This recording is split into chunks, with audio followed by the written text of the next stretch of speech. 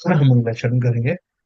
ओम नमः सिद्धेभ्याः जय श्री ओम नमः सिद्धेभ्याः जय श्री ओम नमः सिद्धेभ्याः। मंगलम भगवान वीरो मंगलम गौतमो गणी मंगलम कुंद कुंदाद्यो जैन धर्मोस्तु मंगलम सर्वमंगल मांगल्यम सर्व कल्याण कारकम प्रधानम सर्वधर्माणां जैनम जयतु शासनम जैनम जयतु शासनम जैनम जयतु शासनम नमे समय साराय स्वानुभूत्या चकासते चित स्वभावाय भावाय सर्वभावांतरच्छिदे। अध्यात्म अमृत कलश का मोक्ष अधिकार हम लोग पढ़ रहे हैं, जिसमें आचार्य अमृत चंद्र ने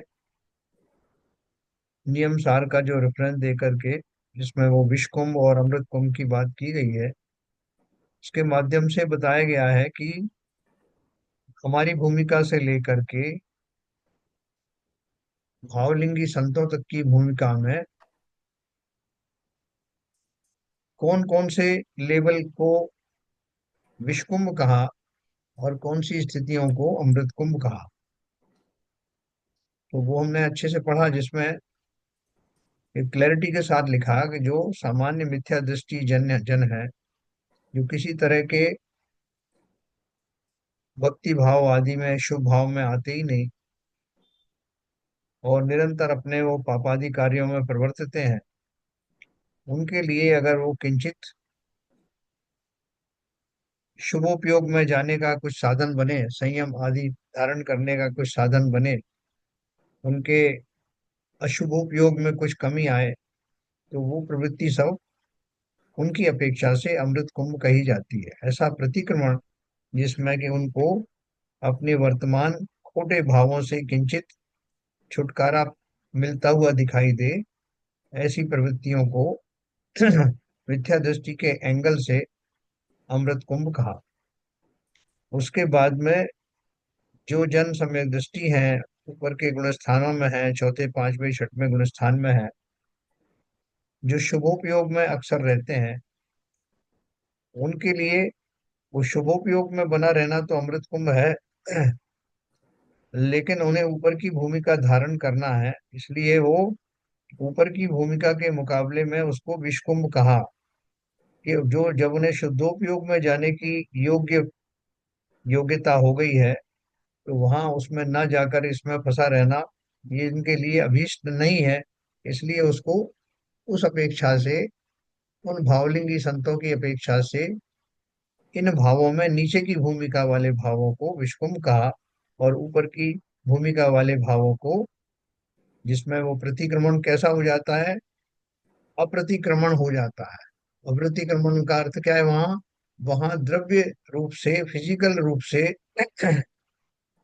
स्तुति आदि के माध्यम से इन सब से जो किया जाने वाला प्रतिक्रमण है, वो उसकी आवश्यकता नहीं रह जाती, और वो उनकी जो दशा होती है, वो उसको अप्रतिक्रमण कहते हैं। और ऐसा अप्रतिक्रमण जिसमें सीधा आत्मा का साक्षात्कार होता है, उसको उनके लिए अमृत कुंभ कहा। ये अपन ने बहुत अच्छे से कल समझा था। इसी बात को अपन थोड़ा आगे ले चलते हैं।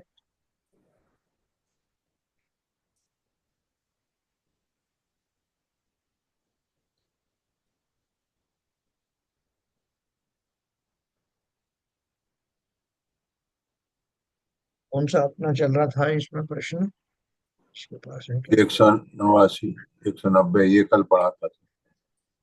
189 पढ़ लिया था अपन, है ना? जी हाँ।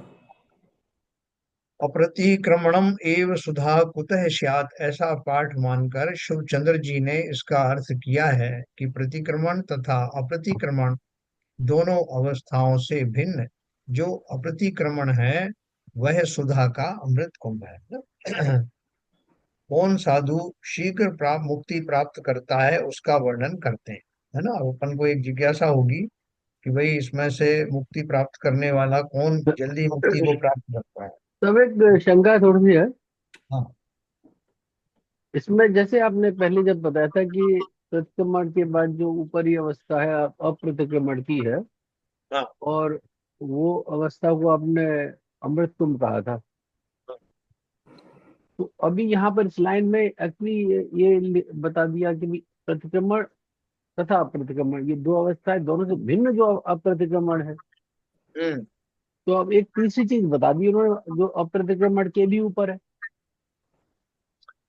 देखो ऐसा है, अभी अपने ऊपर की जो डिराइव करके लाए ना अपन स्टेप, उस स्टेप में क्या है, और मैंने अभी आपको रिपीट किया कि जो जीव नीचे की भूमिका में है, जो मिथ्या दृष्टि जीव हैं, जो पापादि से युक्त हैं, और उसको निवारण करने के लिए वो जो प्रतिक्रमण कर ही नहीं रहे हैं, तो वो उनका उनकी इस भूमिका को अप्रतिक्रमण कहते हैं।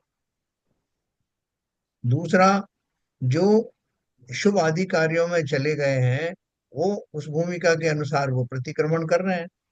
वो कैसा प्रतिक्रमण कर रहे हैं, वो द्रव्य प्रतिक्रमण कर रहे हैं, स्तुतियां कर रहे हैं, कोई जो अपना जिनेन्द्र देव की की वो पूजा भक्ति भाव कर रहे हैं, विधान आदि कर रहे हैं, संयम आदि पालन कर रहे हैं, तो वो उनकी भूमिका के हिसाब से प्रतिक्रमण है। अब इन दोनों भूमि, एक अप्रतिक्रमण, एक तो कुछ कर ही नहीं रहा है, एक जो है जो कर रहा है वो शुभ भाव में है, तीसरा जो है इन शुभ अप्रतिक्रमण मतलब वो अशुभ भाव में तो है ही नहीं, शुभ भाव में भी नहीं है, तो अप्रतिक्रमण भी नहीं कर रहा है, प्रतिक्रमण भी नहीं कर रहा है, और जो कुछ कर रहा है वो वास्तव में इन दोनों तरह की कैटेगरी के हिसाब से वो अप्रतिक्रमण ही है। क्यों है अप्रतिक्रमण? क्योंकि वो यहाँ कोई भी फिजिकली या किस तरह की जो चीजें हैं जो शुभ भाव की वाली हैं, शुभोपयोग वाली हैं, उनसे हटकर के जो भाव हैं, जहाँ इस तरह की वृत्तियों की आवश्यकता ही नहीं पड़ती, अशुभ भाव तो है ही नहीं, शुभ भाव भी करने की जहाँ आवश्यकता नहीं पड़ती, तो उस जाति की जो प्रवृत्ति है उसको वास्तविक अप्रतिक्रमण कहते हैं। तो वो कह रहे हैं कि नीचे की भूमिका वाला जो अप्रतिक्रमण है उससे आप कंफ्यूज मत होना। वो अप्रतिक्रमण नीचे की भूमिका का तो वो है जो संयमी नहीं है, जो बिल्कुल उसमें किसी तरह के शुभोपयोग में जाता नहीं है, जो अप्रतिक्रमण है उसकी भूमिका का। प्रतिक्रमण है उनका जो ये कुछ किंचित जाते हैं शुभोपयोग में, वो प्रतिक्रमण है। इन दोनों भूमिकाओं से ऊपर उठ करके फिजिकली कुछ भी ना करने वाला, और अपने मानस में आत्मा के नजदीक होने वाला, भाव के द्वारा उनमें प्रवृत्त होना, वो वास्तव में फिजिकली संदर्भ में तो अप्रतिक्रमण ही है। ऐसा अप्रतिक्रमण भावलिंगी संतों को होता है, उसकी बात उन्होंने कही है ना। क्या बोलते हैं उनका प्रतिक्रमण, कल मैंने बहुत सारी कहानियां आपको सुनाई थी, असुंदर शब्द भी एक बताया था आपको। तो वो उसका अर्थ सबका यही है कि जब मेरी भूमिका ऐसी हो जाती है, जब मुझे ये फिजिकल कुछ करने की जरूरत नहीं, पंच परमेष्ठी का आलम्बन भी छूट जाता है, शुभोपयोग आदि सब छूट जाता है, तो बाह्य जगत को तो दिखाई देता है कि हमारे जैसा प्रतिक्रमण तो कर ही नहीं रहे। तो ये इनका नहीं करना जो है, जिसको आप बाह्य जगत अप्रतिक्रमण भले ही बोले, लेकिन इस जाति का अप्रतिक्रमण वास्तव में जो सबसे बड़ा प्रतिक्रमण है, ये वो कहना चाहते हैं। कुछ निवारण हुआ शंका का? जी ठीक है। देखो ये अपन ऊपर से नीचे तक यही तो अपन ने पूरा डिराइव किया इसको। नहीं नहीं सर, एक्चुअली ठीक, वो समझ में तो आ गया, पर क्या है, प्रतिक्रमण को दो तरह से यूज किया आचार्य जी ने। हाँ, तो ठीक है मैंने आपको एक जैसा। वो एक स्त्री की आपको एक कहानी सुनाई थी ना, जो उसका पति जो उसको इतना ज्यादा भाव में आ गया कि वो उसको असुंदर कहने लगा। अरे तुम तो जो है देवी हो, तुम कितनी असुंदर हो। वो भावों में भर करके उसने असुंदर शब्द का उपयोग किया। उस असुंदर का मतलब था कि अत्यंत सुंदर हो। तो यहाँ वो अप्रतिक्रमण जो है वो क्या कह रहे हैं कि उनको इसकी आवश्यकता नहीं। जो भावलिंगी संत हैं, जो ऊपर की भूमिका वाले हैं, उनका क्रिया रूप से प्रतिक्रमण न करना, अर्थात अप्रतिक्रमण में रहना, वो वास्तव में सराहनीय है, वही वास्तव में अमृत कुंभ है। ऐसा अप्रतिक्रमण जो कि बाह्य जगत के हिसाब से प्रतिक्रमण नहीं माना जाता, उस अप्रतिक्रमण को ही श्रेष्ठ बताया। ठीक है, उनको जरूरत नहीं है, जैसे अपन बोलते हैं निवृत्ति रूपी संयम, तो वो निवृत्ति रूप संयम। कौन साधु शीघ्र मुक्ति प्राप्त करता है उसका वर्णन करते हैं। प्रमाद कलितः कथम भवति शुद्ध भावो अलसः, कषाय भर गौरवात अलस्ता प्रमादो यतः, अतः स्वरस निर्भरे नियमित स्वभावे भवन, मुनि परम शुद्ध ताम्रजति मुच्यते चाचरात। प्रमादी आलसी व्यक्ति कैसे शुद्ध भाव रूप शुद्ध आत्मा बन सकता है, क्योंकि आलसीपना कषाय के भार से ही गौरवशाली है, प्रमाद है।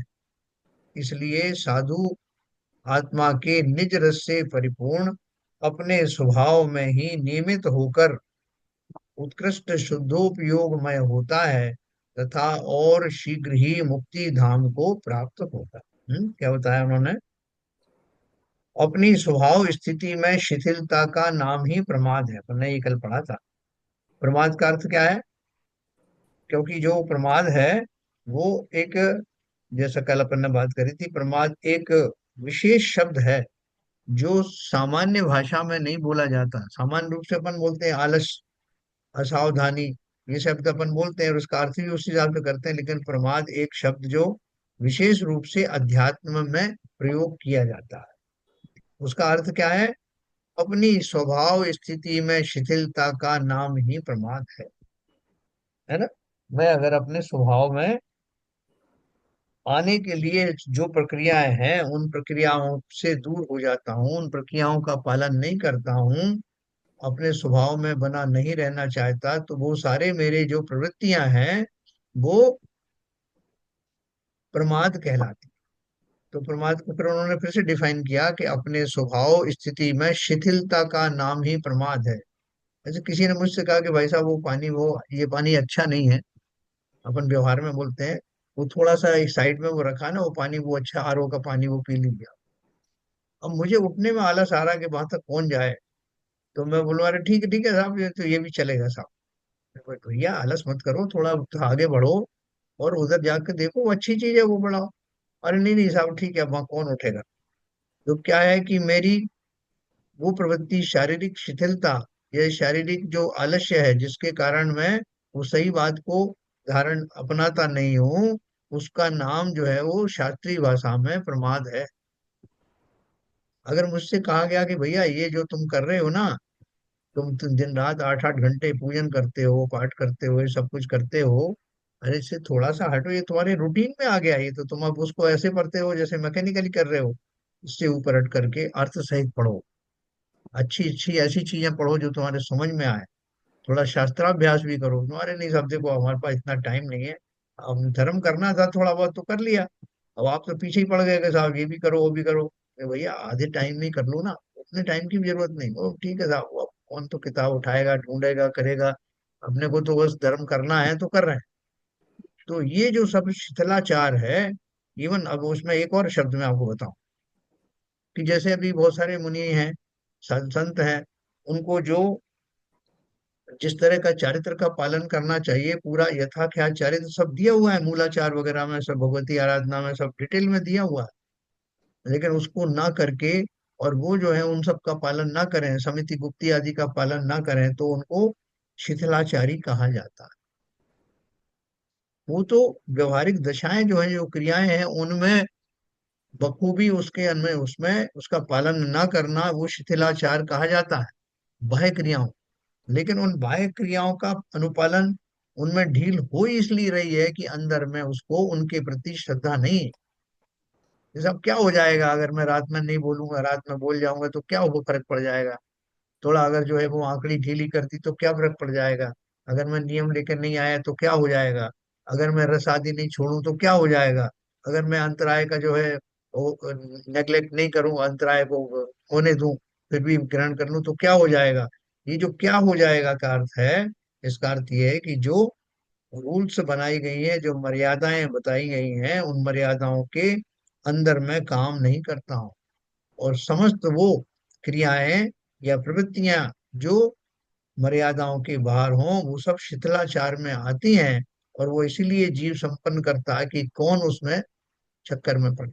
ठीक है साहब, मुनि तो बन गए ना, कपड़े उतार दिए, और क्या चाहिए। अब आप क्यों पीछे पड़े, को समिति भी पालन करो, गुप्ती भी, कौन तो देख रहा है और कौन पूछ रहा। देखो इसके लिए जो है हमारे यहाँ बताया कि आज के युग में एक एकाकी होकर के विचरण नहीं करना चाहिए साधुओं। उसका कारण क्या है कि एकाकी होता है तो स्वच्छंद होने की उसकी प्रवृत्ति होती है, कौन देख रहा है कि मैं क्या प्रवृत्तियां कर रहा हूँ। इसलिए वो साथ में दो चार होते हैं या संघ होता है तो उसमें एक दूसरे का थोड़ा डर रहता है। हमें भी इस तरह समाज में हम जब रहते हैं तो समाज का हमें डर रहता है, भय रहता है कि कोई ऐसा काम ना हो जाए समाज में जो मेरा मस्तक नीचा हो जाए। तो ये सब जो चीजें हैं, जो मर्यादाएं होती हैं, मर्यादाएं हमको अपने स्वरूप में या जो भी डिसिप्लिन बनाया गया है उसके अंतर्गत बनाए रखती हैं। उसके हटते ही जीव शिथिल हो जाता है ना। या शिथिलाचारी का नाम वह है। और अपने स्वरूप में कि मुझे क्या करना चाहिए, क्या डिसिप्लिन है, उससे हट जाना वही प्रमाद है। अपनी स्वभाव स्थिति में शिथिलता का नाम ही प्रमाद है। विविध प्रकार के कषाय जन्य विकल्प ही आत्मा को अपने स्वभाव में स्थिर नहीं रहने देते। क्या कषाय है कि भाई साहब 2 दिन बाद तो आहार मिला, और अब उसमें आपने कहीं कुछ निकल आया, बाल बाल निकल गया, अगर ये हो गया, आपने 46 तरह के जो वो दोष बताए थे उनमें से कोई हो गया तो हमें फिर अंतराय हो जाएगा। इसलिए हम ज्यादा गौर से देखते नहीं। कौन चक्कर में पड़े, फिर अंतराय करना पड़ेगा ये सब। अगर ऐसा भाव आ गया तो क्या होगा? ये अच्छा, कषाय है, कषाय प्रमाद है, भाव। हाँ, प्रमाद है। प्रमाद है ना। उसके पीछे भाव क्या है? काषायिक भाव है कि ये करूंगा तो फिर ये हो जाएगा, मुझे भी अपना क्या बोलते हैं, भूख आदि का जो है मेरा उपशम कैसे होगा। और मुझे आज तो ये मिलने वाला था, आज अच्छे अच्छे लोग आहार देने वाले थे, इसलिए मैं इसको इग्नोर कर देता हूँ। तो ये जो काषायिक प्रवृत्तियां हैं, जो स्वाभाविक प्रवृत्ति नहीं है, ये मुझे आलसी बना देती हैं अपने स्वरूप में जागृत रहने में। कितने मुनिराज होते हैं कि जो उत्कृष्ट चर्या का पालन करते हैं, अगर उसके हिसाब से नहीं हुआ तो उपवास कर लिया। सब आपको 5 दिन से उपवास कर रहे हो तो क्या हो गया? महीने महीने उपवास करते हैं। तो स्वभाव में जाना, स्वभाव में बने रहना, उसके योग्य जो भी कुछ उपक्रम है वो ना करके उसमें किसी भय के कारण से या किसी और आलस्य के कारण से उसमें ना रहना, वो प्रमाद है। तो प्रमाद किसके कारण है? मुख्य रूप से विविध प्रकार के कषाय जन्य विकल्प ही आत्मा को अपने स्वभाव में स्थिर नहीं रहने देते। आत्महित का इच्छुक, समता भावी, संयमी साधु रागादि कषाय मार्ग से अत्यंत दूर रहकर आत्महित में सावधानी रखकर अपने को अपने स्वभाव में ही बांधकर परम पवित्रता को स्वयं प्राप्त होता है। यही शुद्धोपयोग है ना। शुद्धोपयोग वाला जीव इन रागादि कषायों से दूर हट करके करता है। वस्त्र आदि का त्याग क्यों किया था? गृहस्थी क्यों छोड़ी थी? और उसके बाद और आगे बढ़ते रहना है कि साहब मैं अलग बन गया। लेकिन अब ये लंगोट तो छूटती नहीं है। लंगोट से ऊपर छोड़ने के भाव नहीं आ रहे हैं कि साहब ये छोड़ देंगे तो फिर बहुत सी कड़ी और आचार संहिता का पालन करना होगा। तो इसलिए मैं घबरा करके ओ प्रमादी बन जाता हूँ और आगे की भूमिका का निर्वाह नहीं करता। लेकिन जो निशंक मुनिजन हैं, वो शमशान घाट में, वो वृक्षों की कोटरों में, गुफाओं में निडर होकर के और सब वस्तुओं से निर्विकल्प होकर के और अपनी आत्म साधना में निरंतर आगे बढ़ते हैं। ऐसे साधु अपने स्वभाव में रमे हुए हैं, जमे हुए हैं, शुद्धोपयोग में स्थित हैं। यही शुद्धोपयोग है। किसके बल पर ये सब कर रहे हो? आलम्बन क्या है? मैं ही मेरा आलम्बन हूँ। मेरा स्वभाव, मैं आत्म द्रव्य हूँ। ये मेरा स्वभाव ही मेरा आलम्बन है। इसी के बल पर आगे बढ़ रहा है ना। जैसे और धर्मों में बताते ना वो कि साहब आप अगर जो है ऐसा कार्य करते हुए मर जाओगे, दूसरों को मार मोर करके, तो आपको जन्नत मिलेगी। जन्नत में आपको ये मिलेगा, हूरें मिलेंगी, फलाना मिलेगा। तो वो उस लोभ के वश पर कैसे भी संकटों का सामना करता है। वहां क्या है, उसको भौतिक सुख है। उस भौतिक सुख को लक्ष्य बना करके जो आगामी भाव में होने वाला है, जैसा उसके हो या ना हो अलग बात है, उस धारणा के तहत वो निशंक होकर के किसी को भी मार डालता है, किसी को भी कोई इस तरह के कार्य करने करने लगता है। उसका मोटिव फोर्स क्या है कि वहां क्या मिलने वाला। और यहाँ इस ज्ञानी को, साधु को क्या मोटिव फोर्स है? मोटिव फोर्स ये है कि मेरा मैं जो हूँ उस स्वभाव को मैंने टच कर लिया है और मैं जानता हूं कि मेरा कुछ भी बाल बांका होने वाला नहीं। जो कुछ बिगाड़ हो रहा था वो तो स्वभाव में ना जाने के कारण हो रहा था, उसी के कारण समस्त आकुलताएं दुख आदि थी। अब तो मैं सही मार्ग पर चल पड़ा हूँ, मेरा कभी विनाश होता नहीं। उस स्वभाव की प्राप्ति के लिए कितनी भी शारीरिक श्रम करने की आवश्यकता हो, मैं उससे पीछे हटने वाला नहीं। ऐसे मुनिजन शुद्धोपयोग में होते हैं, वही गुप्ति आदि का पालन करते हैं। तीन गुप्ति होती हैं, काय गुप्ति, वचन गुप्ति, मनोगुप्ति। जिसमें शरीर में जरा सी भी ध्यान के समय में थोड़ी सी भी हलचल हो जाती है तो काय गुप्ति भंग हो जाती है ना। उसके बहुत सारे उदाहरण में अपन बाद में करेंगे उसको चर्चा। तो यहाँ अपनी बात चल रही है, यही शुद्धोपयोग है। इसी के फल से प्राणी शीघ्र ही सांसारिक दुख के कारण कर्म बंध के बंधन से भी शीघ्र छूट जाता है। वो पागल थोड़ी है, वो इतनी कठिन तपस्या क्यों कर रहे हैं कि महाराज आप जो है चक्कर में पड़ रहे हो।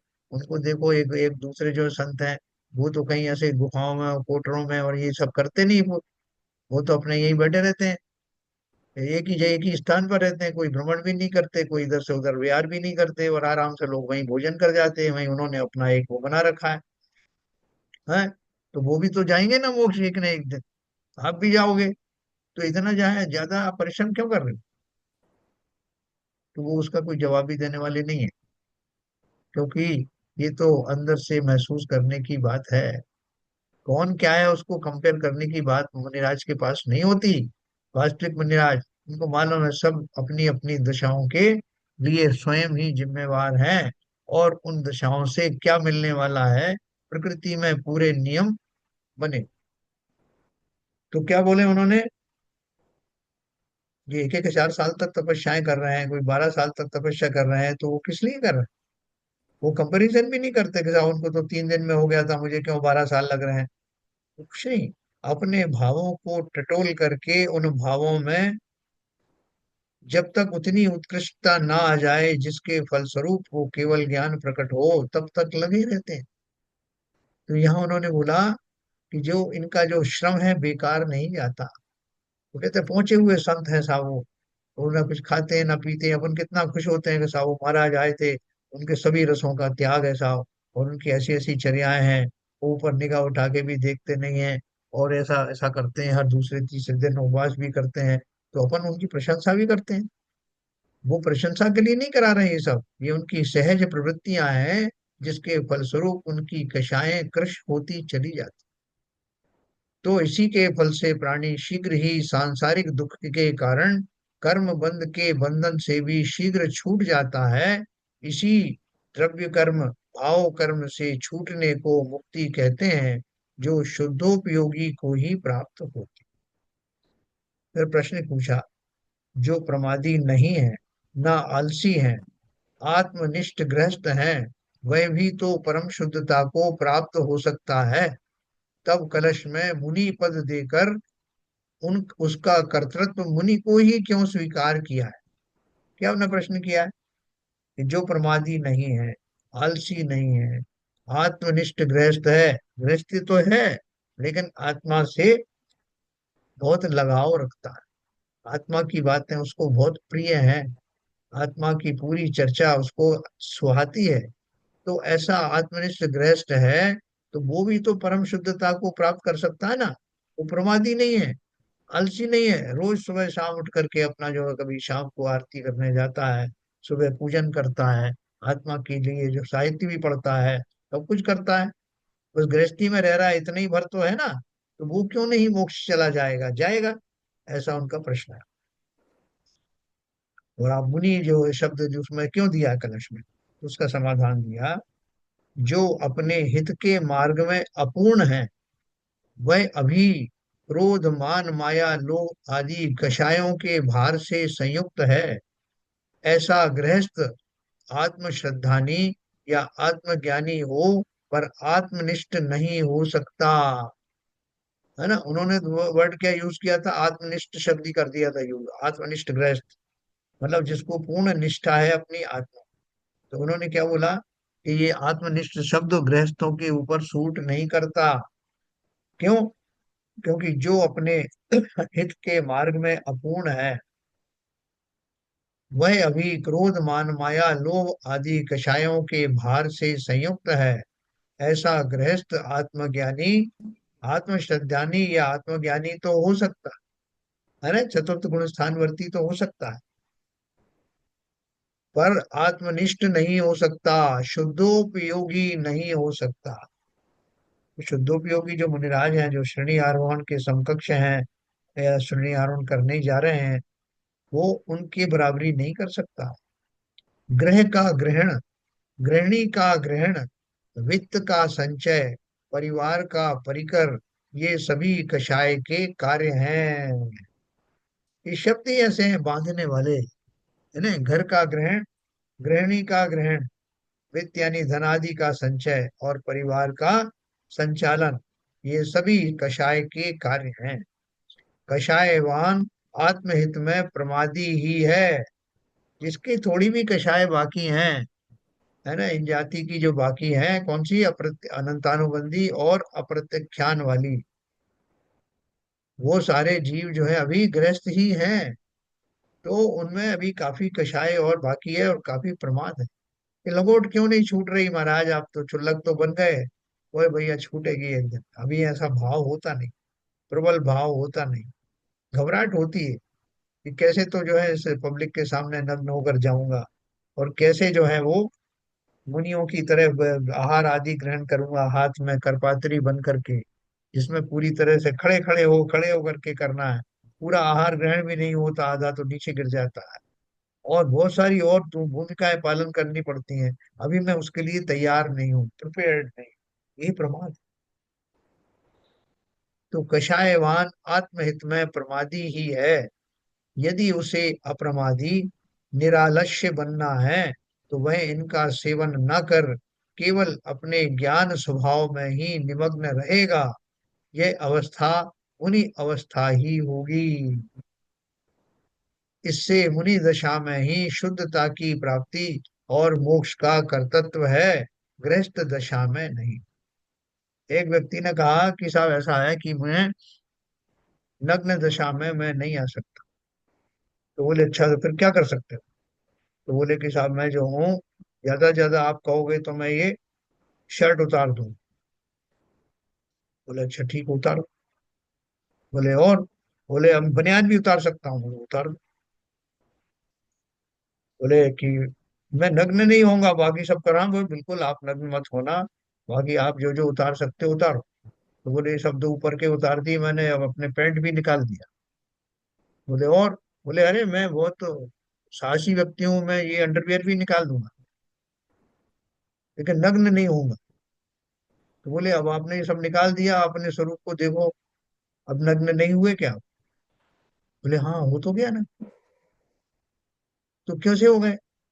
बोले जिन चीजों से मैं प्रमादवश जानबूझकर अपने आप को रोक रहा था, उनके हटते ही और स्वाभाविक स्वतंत्रता आते ही मैं उस दशा को अपने आप ही पहुंच गया।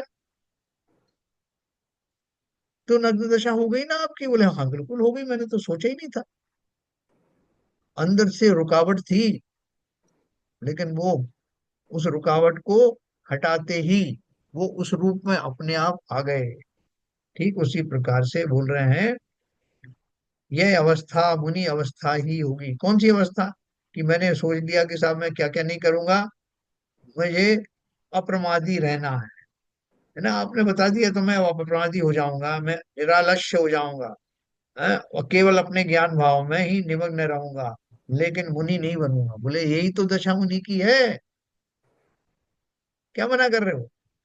जब आपने यहाँ तक ये कर दिया, प्रमाद छोड़ दिया, निरालस्य हो गए, आत्मा का ज्ञान भाव में निमग्न हो गए, तो यही तो मुनि दशा है।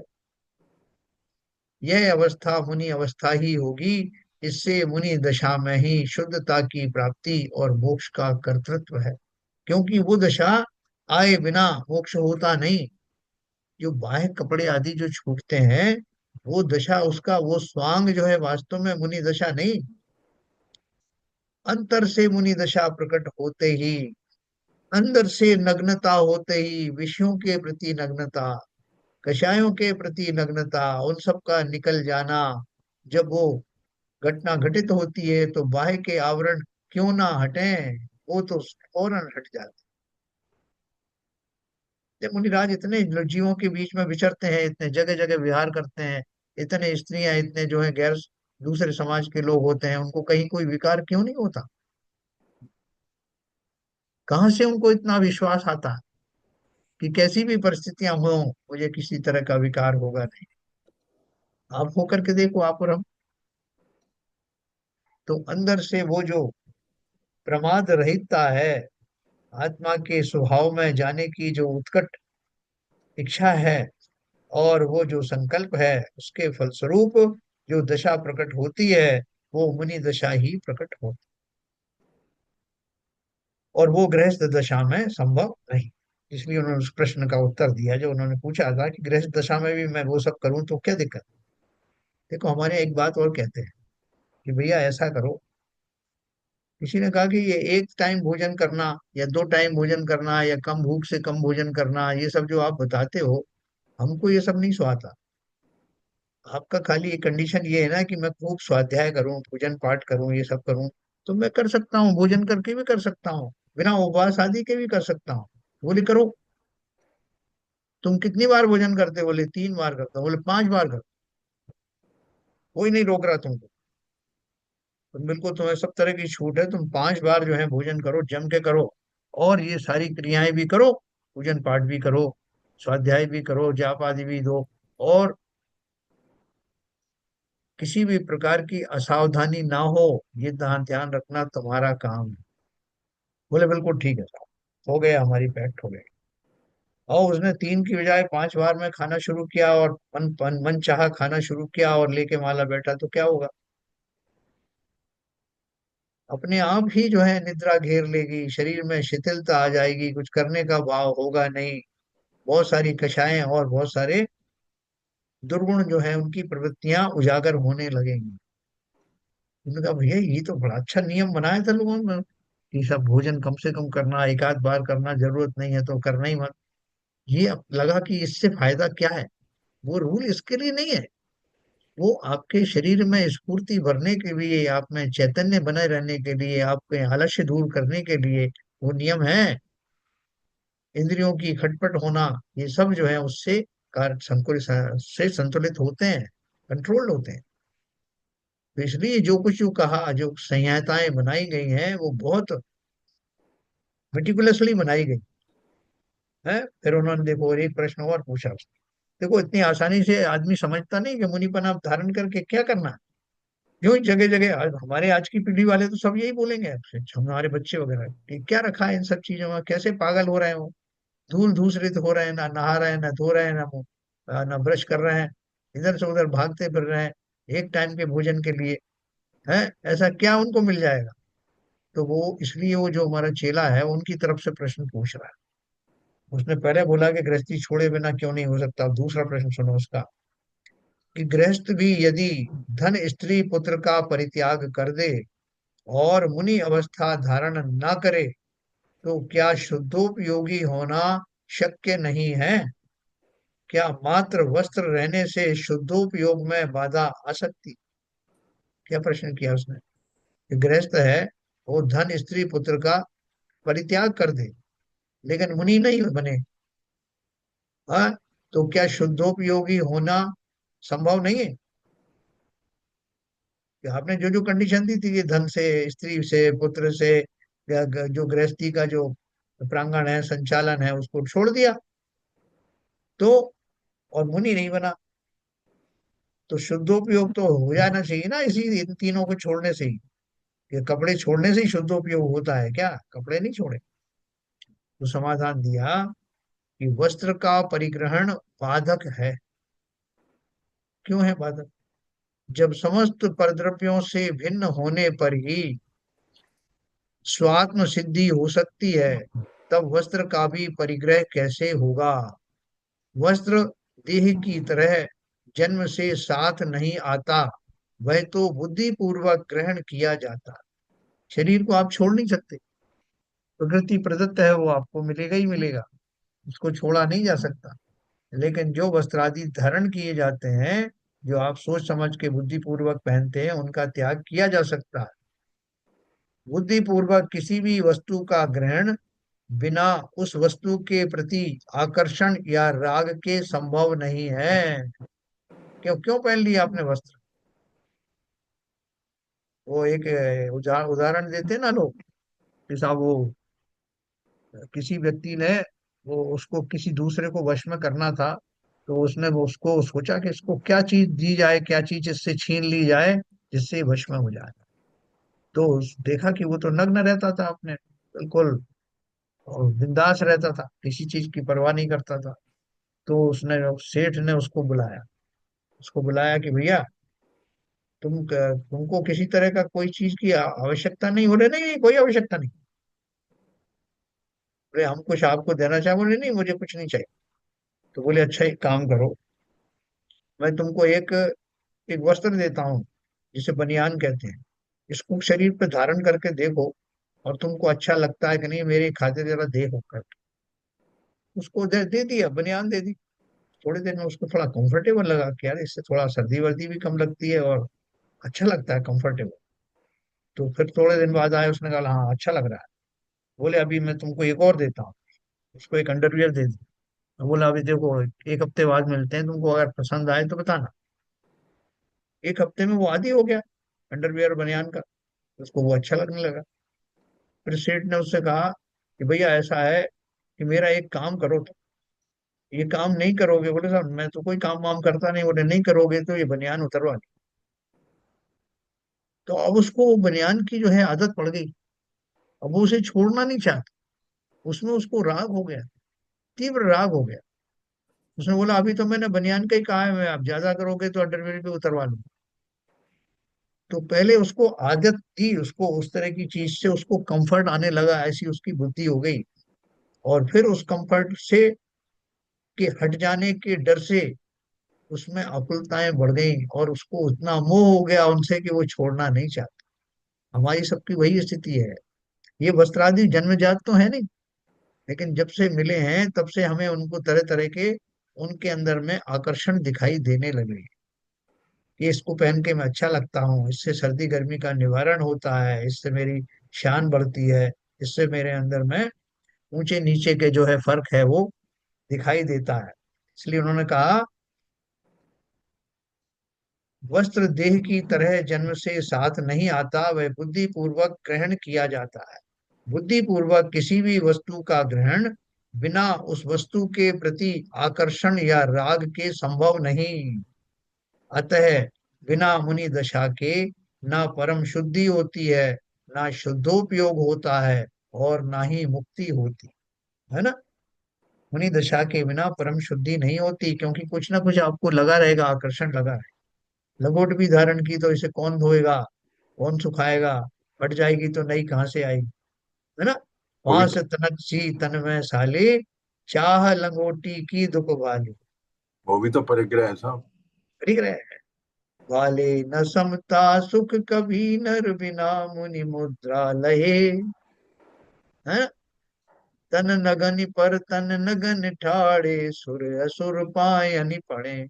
नग्न जमीन के ऊपर नग्न होकर के बिंदास खड़े रहते हैं, और सारे देवता आदि राजा महाराजे सब पैरों में पड़े रहते।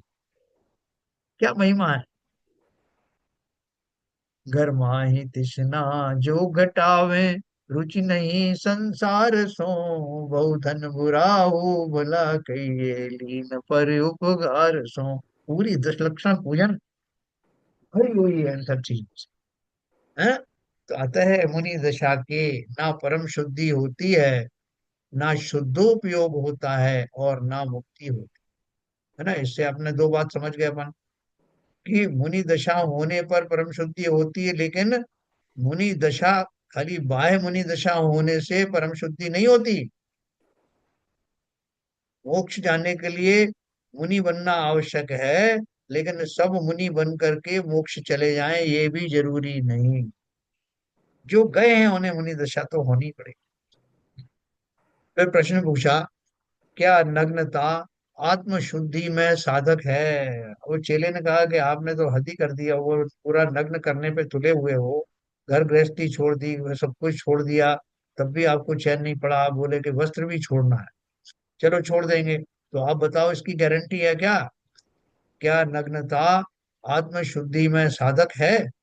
यदि ऐसा है तो द्रव्यलिंगी जैन साधु, परमहंस दशा में चलने वाले अजैन सन्यासी, सूफी मत के लोग, अथवा आजकल विदेशों में नग्न रहकर जीवन यापन करने वाले स्त्री पुरुष, ये सब आत्मनिष्ठ होकर मुक्ति प्राप्त क्यों नहीं कर? हाँ, चेला पूरा अपना कंफ्यूजन दूर करना चाहता है। उसने क्या बोला कि आपने मेरी और बातें मानी नहीं। मैंने आपको बोल दिया कि मैं घर छोड़ दूंगा, स्त्री पुत्र आदि सब छोड़ दूंगा, धन छोड़ दूंगा, वस्त्र ही तो नहीं छोड़े थे। और ये भी कह दिया था कि मैं पूजा पाठ भी करूंगा, ये सब करूंगा। तब भी आपने मुझे मना कर दिया कि स्नेह मात्र से मोक्ष जाने के अधिकारी नहीं होगे। तो आप मुझे बताइए कि क्या ये नग्नता मुझे आत्मशुद्धि में बाधक बन रही थी क्या? नग्न हो जाऊंगा तो आत्मशुद्ध हो जाऊंगा क्या? यदि ऐसा है तो द्रव्यलिंगी जैन साधु है, द्रव्यलिंगी जैन साधु आप समझ ही गए, जो कि वास्तव में शिथिलाचारी नहीं है, पूर्णतः अपनी आचार संहिता का पालन कर रहे हैं, पंच महाव्रत का निरतिचार पालन कर रहे हैं। सम्यकदर्शी नहीं है। बस समय दृष्टि में 13 प्रकार का चारित्र पालन कर रहे हैं जो हमारे यहाँ होता है, लेकिन बाह्य चारित्र। यदि ऐसा है तो द्रव्यलिंगी जैन साधु, परमहंस दशा में चलने वाले अजैन सन्यासी, जैसे भी अपने कुंभ के मेले में तरह तरह के अखाड़े लगे थे ना, कितने सारे जो साधु थे, सूफी मत के लोग, कबीर कबीर आदि, अथवा आजकल विदेशों में नग्न रहकर, वहां पर एक वो जो है ना न्यूड क्लब वगैरह चलते हैं आजकल, उनमें लोग बिंदास अपने घूमते हैं, स्त्री पुरुष सब में नौकरी भी कर रहे हैं, जॉब कर रहे हैं, सब कुछ कर रहे हैं, सिर्फ वस्त्रों से रहे जीवन यापन करने वाले स्त्री पुरुष, ये सब आत्मनिष्ठ होकर मुक्ति प्राप्त क्यों नहीं करते? अब तो कपड़े उतर गए इनके साथ, तो हो जाने से इनको मोक्ष सीधा।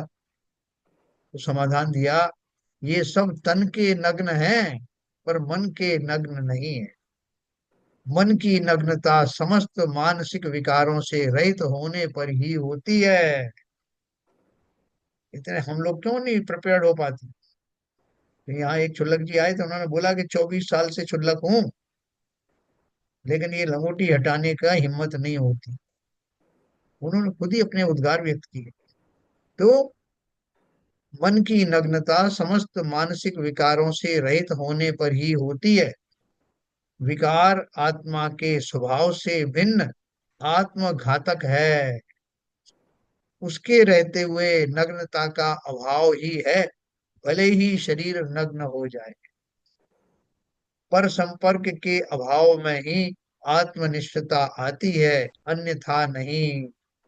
है, आत्मनिष्ठता कब आती है? पर संपर्क के अभाव, किसी भी तरह का एक तुष मात्र भी, एक कण मात्र भी परिग्रह का ना होना, उसके प्रति आग्रह नहीं होना, उसके प्रति राग आदि नहीं होना, वही वास्तव में नग्नता है।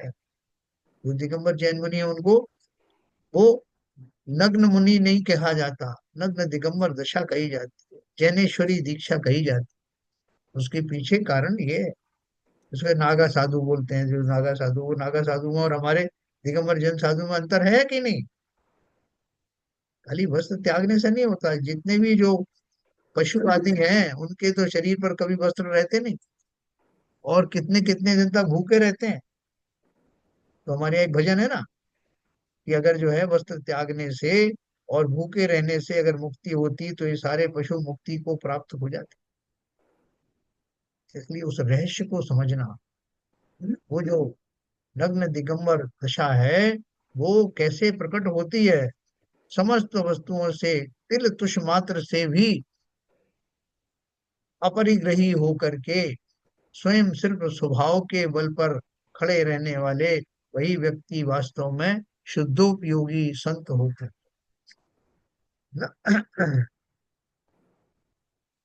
तो आगे उन्होंने एक प्रश्न किया, तब मन की नग्नता की ही बात करनी चाहिए, तन की नग्नता क्यों आवश्यक है? चलो इसका उत्तर हमारे जो ललित जी देंगे कि भाई मन कर लो ना नग्न। आप जब मन के ऊपर इतना जोर दे रहे हो तो मन को नग्न कर लेते हैं, तन तो रहने दो ना, तन की कोई जरूरत नहीं। बताओ सर, ऐसा संभव है क्या? नहीं, जो वस्त्र हैं, जी। तो अगर वो उससे राग जो उत्पन्न होगा, तो फिर वो उसकी राग की वजह से मन की नग्नता भी नहीं हो पाएगी ना। राग तो जीव के भाव में आ गया ना। तो अगर वो राग स्थापित हो गया वस्त्र की वजह से, तो मन भी नग्न नहीं हो पाएगा, तो इसलिए वो जरूरी है। क्योंकि मन की नग्नता का अर्थ ये है कि समस्त प्रकार की जो पराधीनता है उससे हम्म। मुक्त होना ही तो मन की जो है स्वतंत्रता हुई। तो और जब वो जैसे वस्त्र ही हैं तो स्वतंत्र होगा वस्त्र अपने आप छूट जाएंगे, फिर वस्त्र रखने का विकल्प आएगा ही नहीं। आएगी। बहुत सही बात। तो देखिए थोड़ा सा और पढ़ेंगे, 2 मिनट। हाँ।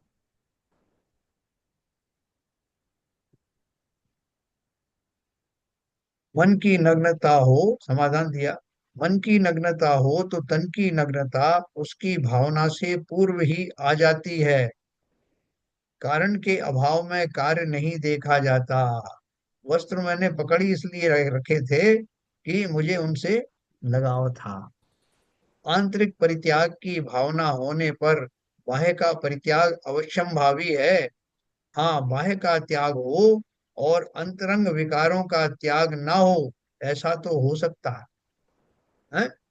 क्योंकि वैसे वस्त्र सर, उतारने के सर बाद। इसमें एक शंका आ रही है जी। कि जब हम जिस तरह से आहार के लिए बताते हैं कि भाई वो जरूरी है, क्योंकि अगर आहार नहीं ले रहे हैं तो शरीर जो है कमजोर होगा, और आप जो स्वयं तप का पालन नहीं हो पाएगा।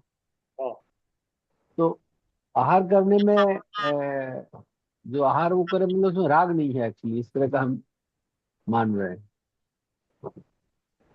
नहीं, राग तो है।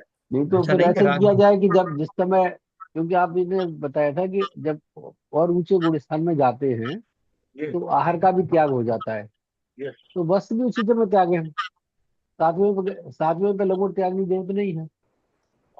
जब तक आहार कर रहे हैं तब तक लंगोटी भी पहने रहे। जब आहार का त्याग हो रहा है उस समय लंगोटी त्याग दे। देखो ऐसा है, कुछ जो जो चीजें जो है वो वहां तक की भूमिका को धारण करने के लिए उस उतना मिनिमम लेवल आना चाहिए। आपका जो ये होता है ना, आपका क्रिटिकल होता है रिएक्टर। तो रिएक्टर क्रिटिकल होने के लिए मॉडरेटर का जो मॉडरेटर वाला जो रिएक्टर है उसमें एक मिनिमम लेवल है, उस लेवल तक पानी आएगा, भरा जाएगा, तभी वो क्रिटिकल बनता है। तभी उसमें चेन रिएक्शन शुरू होती है। उससे नीचे तक रहेगा तो चेन रिएक्शन शुरू नहीं होती। वो मिनिमम वो लेवल तक आएगा तभी वो चेन रिएक्शन। ठीक उसी प्रकार से जो मिनिमम अर्हताएं हैं वस्त्र आदि को त्याग करने करने वाला भाव, वो उस जाति का भाव, उस लेवल का भाव जब तक नहीं आएगा, पर वस्तुओं को जो छोड़ी जा सकती हैं, जैसे शरीर नहीं छोड़ा जा सकता लेकिन उसके वस्त्र आदि छोड़े जा सकते हैं, वो सब छोड़ने के योग्य जो भाव हैं वो जब तक नहीं आते तब तक मुनि दशा आती नहीं। तो इसलिए वो तो मिनिमम चीजें हैं। उसके बाद में जो भोजन आदि के जो त्याग की बात है, भोजन आदि जो उसके ऊपर की भूमिका में आते हैं, जो कि उनके प्रति इतना राग नहीं होता। जो वास्तविक मुनि की चर्या जो होती है, जब आप पढ़ेंगे उसको मूलाचार वगैरह में, तो मुनि को मन में यही भाव होता है कि काश आहार लेने ना जाना पड़े तो बहुत अच्छा है। इसलिए वो उपवास पे उपवास कर लेते हैं। उनकी मजबूरी रहती है कि वो जिस तन से, उस शरीर से संयम आदि का आप प्रयोग कर रहे हैं, वो एकदम अगर शिथिल हो गया तो संयम जो है डगमगा जाए। उस भाव से वो जो उसके लिए लेते हैं, शरीर को बनाए रखने के लिए या इंद्रियों को परिपुष्ट करने के लिए आहार नहीं लेते। इसलिए कितने रस छोड़ देते हैं। वो जो छोड़ने का जो भाव है, उत्कृष्ट भाव है, उस भाव में और लंगोट छोड़ने के भाव में बहुत फर्क है।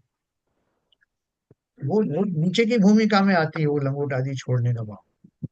और वो छूटने के बाद में जो मूल स्थिति बनती है, वो स्थिति जो है वास्तव में उसके बाद का जो भोजन आदि का त्याग होता है, ऊपर की भूमिका। तो इसलिए वो दोनों एक साथ नहीं चलते। कि आपने बोला कि जिस समय जो है वो आहार का त्याग करें, उस समय लंगोट छोड़ दें, तब तक वो भाव आएंगे नहीं। वो पराधीनता जो वस्त्रादि के प्रति होती है, वस्त्रों के धारण करने के लिए होती है। कि वो एक बाबा का किस्सा अपन ने सुना था ना, कि वो अपने किसी ने जबरदस्ती लंगोट पहना दी, तो वो अब इस बात की चिंता करते रहते ध्यान में कि कोई लंगोट सूख रही है मेरी, वो कोई ले ना जाए, चूहा काट ना जाए, और वो गिर ना पड़े नीचे। तो जो खास है, जो किसी भी प्रकार की जो चिंताएं रहती हैं, ये तो उदाहरण के लिए है। आंतरिक जो राग आदि के जो भाव हैं, वो वस्त्रों के साथ में जुड़े रहते हैं, वस्त्र आदि के साथ। इसलिए वो दोनों चीजों को एक साथ नहीं मिला सकते। मैं जी। कोई थोड़ा क्लियर किया मैंने, नहीं? Yes yes. तो देखिए, तन की नग्नता, मन की नग्नता हो तो तन की नग्नता उसकी भावना से पूर्व ही आ जाती है। कारण के अभाव में कार्य नहीं देखा जाता। आंतरिक परित्याग की भावना होने पर बाह्य का परित्याग अवश्यम भावी है। हाँ, बाह्य का त्याग हो और अंतरंग विकारों का त्याग ना हो, ऐसा हो सकता है। तन की नग्नता मन की नग्नता के अभ्यास का प्राथमिक रूप भी हो सकता है। देखो आपके सवाल का जवाब क्या बोल रहे हैं। तन की नग्नता मन की नग्नता के अभ्यास का प्राथमिक रूप भी हो सकता है। कि पहले ये तो छोड़ो भैया, मुनि बनने चले हो, कपड़े तो छोड़ो। मुनि साहब जब बन जाऊंगे तब कपड़े छोड़ दूंगा। तो ये उसकी पहली आवश्यकता है।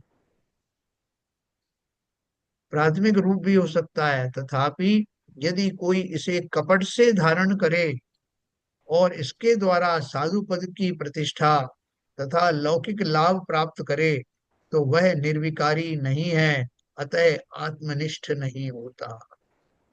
साहब ये जैनियों में बड़ा अच्छा है। और विदिशा के अंदर में दो लड़के पकड़े गए। उन्होंने पूरा जो है जो अपना नग्न स्वरूप धारण किया, पीछे कमंडल कहीं से अरेंज किए और निकल पड़े। उनको बताया गया था कि इस स्वरूप में जैनी जो है अंधभक्त होते हैं, वो आपसे क्वेश्चन पूछेंगे नहीं कि तुम कहाँ से आए हो, क्यों आए हो, क्या है तुम्हारा। वो बाह्य वेशभूषा देखेंगे, कमंडल और ये देखेंगे, और तुम्हें खूब भरपूर आहार देंगे।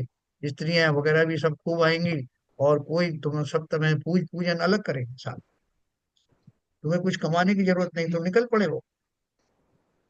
बाद में वो किसी तरह से पकड़ में आए, उनकी जो भाव भंगिमाओं से और किसी चीज से पकड़ में आए, तब मालूम पड़ा है। तब वो निर्माण सागर जी थे वहां विदिशा में, मैं भी वहां गया था दर्शन करने। तो ये अवस्थाएं जो बाह्य ढोंग आदि हैं वो भी किए जा सकते हैं, लेकिन वो ऐसे जीव आत्मनिष्ठ थोड़ी होते हैं।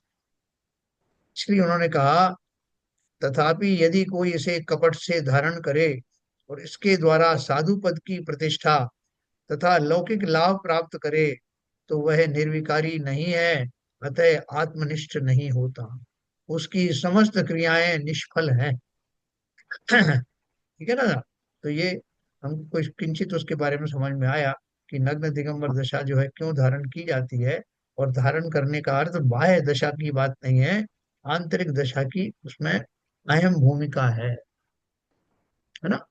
जब हमने सोचा कि मैं एक बहुत तेज हवा में मैं बैठा हुआ हूँ, और मेरे मन में ये है कि मुझे अभी बहुत गर्मी लग रही है, मैं चाहता हूँ कि सारे वस्त्र निकल जाएं, और उस एक भी वस्त्र मुझे चाहिए नहीं। तेज हवा चलने लगी, और मैंने देखा मेरी जैकेट उड़ रही है। मैंने उसको पकड़ने का कोई कोशिश नहीं, उड़ जाने दिया। फिर धीरे धीरे करके देखा गर्मी अभी भी शांत नहीं और हवा भी चल रही है, तो उसके अंतः वस्त्रों को अभी उड़ते हुए देखकर मैंने उनको पकड़ने का कोई भाव किया नहीं, उड़ जाने दो, मुझे अच्छा लग रहा है। ठीक उसी प्रकार से समस्त प्रकार के कषायों से निवृत्त होने वाले जीव को किंचित भी परिग्रह की अपेक्षा रहती नहीं। अपरिग्रही होकर के जो से आनंद की प्राप्ति होती है, वो परिग्रहियों को कहाँ होती। तो इस भाव का चिंतन हम कल और करेंगे विस्तार से। देखो, जब अपन ऐसी बातों की चर्चा करते हैं ना, तो हम लगभग उस दशा में इनडायरेक्टली पहुंच जाते हैं। कैसी होगी वो दशा, जब अपन उसमें एनालाइज करते हैं कि मन की नग्नता क्या होती है, तो हम भावों से उस दशा में जुड़ जाते हैं। स्वाध्याय का ये विशेष लाभ है। बिना मेहनत किए हुए, खाली इस डिस्कशन के माध्यम से हम उन भावों में पहुंच जाते। कल अपन इसकी चर्चा और करेंगे। समय हो गया। जिनवाणी की स्तुति करेंगे।